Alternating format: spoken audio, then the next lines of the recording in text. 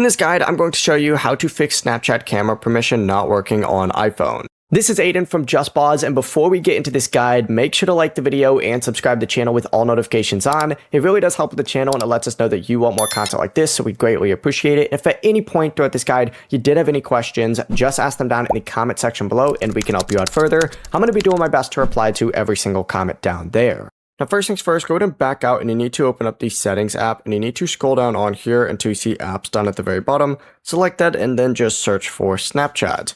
Essentially, make sure that you have this little camera toggle turned on right here. Make sure that is on just like so. And of course, I also recommend turning on your microphone as well. Of course, from here, if you don't see it, you can always just back out and enable it from the privacy and security option as well.